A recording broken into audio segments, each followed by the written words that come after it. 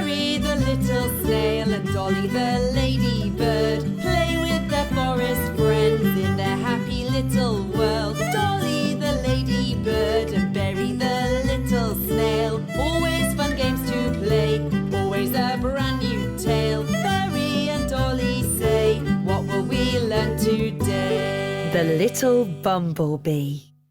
Early one morning, Berry, Dolly and Balthazar went out to play in the meadow. They wanted to try out the new parachute the little bee had made. But a little bumblebee was picking lilac flowers and singing a happy song. The winter's gone and it's the spring. Lilac is my favourite thing. Balthazar was the first to greet her. Hello, little bumblebee. My name's Balthazar. This is Berry the snail and Dolly the ladybird. Who are you? My name's Betty. I was flying home and I decided to stop and pick lilac flowers in the meadow. We're on our way to try this new parachute. Do you want to come with us? Balthazar asked. I'd love to. Balthazar and Betty were the first to jump, and then the other friends tried the colourful parachute. They played until it got dark. Will you play with us again tomorrow? Balthazar asked excitedly.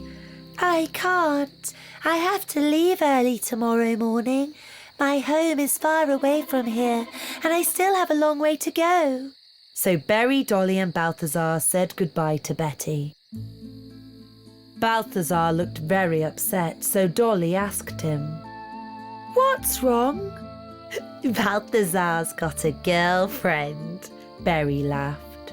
Don't make fun of him, Berry, Dolly said angrily. You know what, Balthazar? Ask Betty to stay here. We can build her a house in the woods. That's a super idea. I'll go to the meadow tomorrow morning and ask her to stay. Balthazar, Dolly and Berry got up very early the next day. They hurried to the meadow to talk to Betty. But the friends were too late. The little bumblebee had already left. The only thing they found was a farewell note she'd left for them pinned to a tree. Balthazar sat down on the grass and started to cry. Berry didn't laugh at him this time. "Let's go after her," the little snail said. "I'm sure we can catch her up." Berry, you're such a slow snail. We'll never catch up with Betty if you don't hurry up. Berry was going to say something back to Balthazar when a hedgehog stepped out of the bushes. "Perhaps I can help. I'm not too fast, but I'm sure I'm much faster than you three." The friends liked the idea. They built a little cart out of a horse chestnut shell and tied it to the hedgehog's spikes. The hedgehog cart was ready to roll.